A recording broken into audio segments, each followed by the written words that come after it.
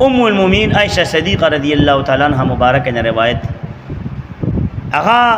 فرمائی عبرانی شریف موجم الاوسط کې دا حدیث را نقل کړي، نور کتابونو را نقل کړي چې جاء رجل الى رسول الله صلی الله علیه وسلم فقال، یو صحابي راغی او اغا او فرمایل رسول الله صلی الله علیه وسلم مبارک تا فقال یا رسول الله، اے دا اللہ رسول صلی اللہ علیہ وسلم،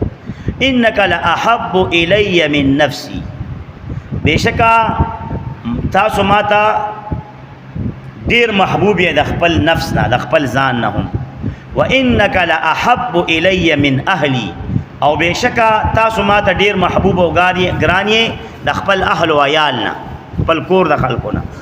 واحب الی، او ماته ډیر محبوب یې من ولدی، د خپل اولاد نه. دا درې خبرې وکړي چې ماته د نفس نه، د ځان نه مراته ډیر محبوب یا رسول الله، د خپل اهل او عیال نه مراته ډیر محبوب ګرانې خوښي، او د خپل اولاد نه مراته ډیر محبوب او ګرانې. وانی لاکون فی البیت فاذکرک، وی هر کله چې زه په خپل کور کې دا صحابي رسول الله صلی الله علیه وسلم ته فرمایي، نو چې زه په کور کې ما نو زه ستاسو ذکر کوم، دې ته وایي مینا. اس یو کوتک براپاسې موږ ته د مینې چل ښیي، د مینې چل موږ ته صحابه کرام رضوان الله تعالی علیهم اجمعین ښوولې دی. ښه صحابي څه فرمایي چې په کور کې یما، بل بیبي بچو کور کې، نو څه کومه فاذکرک، نو ذکر کوم ستاسو محبوبه، ستاسو ذکر په کور کې کوم. تاسو ته په خپلو کورونو کې د رسول الله صلی الله علیه وسلم ذکر کړی دی. اوس که دا جمعه دا حاضر کسان پاسوم چې پرون ټول ورځ کې تاسو د رسول الله مبارک ذکر کړی په کور کې، د شاب هم بس که تاسو چا کړي، چې ته په زرګونو کې به یو کس کړي. دې ته مینه وایي چې شپه ټوله تېره شي، ورځ ټوله تېره شي، او ته رسول الله صلی الله علیه وسلم یاد نه کړي، نه په کور کې او نه بهر، او بیا به هم ته وایې چې زما مینه ده جیب کې دې کېده. دا مینه، دا مینه مینه نه ده، دروغ وایي، دروغجنې. کال تیر شي او مولا په منبر د رسول الله صلی الله علیه وسلم باندې یو تقریر په مینه د رسول الله صلی الله علیه وسلم مبارک ونکي، هغه کمال او معجزه او شان په ټولو میاشتو کې بیان نکي، دې به هم بله ورځ مونږ ته نیغ نیغ کېږي چې زما مینه ده د رسول الله صلی الله علیه وسلم سره. په کومه ژبې وې،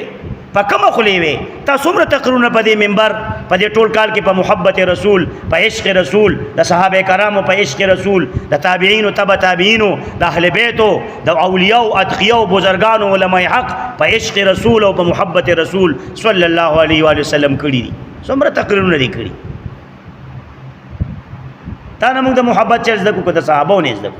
صحابه کرام مبارکانو نه محبت او د مینې محبوب ته فرمایي چې په کور کې اما نو ستا ذکر کوم. چاته به کو دا ذکر؟ دیوالونو ته کو؟ کور کې څوکي موري پلاری خزی بچی پته ولګي چې خپل اهل او عیال کې ستاسو ذکر کوم، چې کور کې هم ستاسو یادوم، تاسو یادوم محبوبه. فما اصبرو، بس چې کله صبر نشم په دې ذکر باندې، ذکر دې کوم په کور کې، خو صبر نشم، نو سوکم حتی آتیکا فانظر الیکا، بس صبر می دا مینه می صبر نکی، دا عشق می صبر نکی، نو راشم راته کوم تاسو مجلس تا او تاسو دیدار وکما، تاسو ودوحا رخسار مبارک ته وګورم، فانظر الیکا، نو تاسو دیدار وکم، تاسو ته وګورم، واستمینه چل زکا خجی. واذا ذکرت موتی وموتک